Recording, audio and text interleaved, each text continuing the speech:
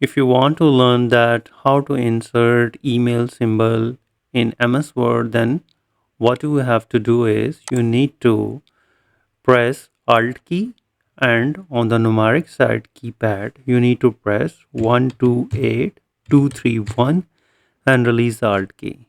And here you can see that email symbol has been inserted.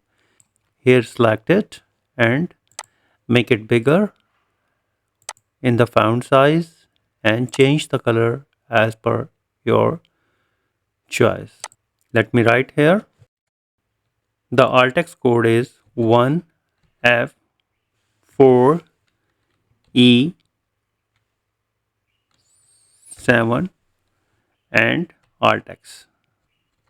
And here the email symbol is inserted. So let me write here. So I hope you enjoy the video. If you think the video is helpful, please support my channel. Thanks for watching.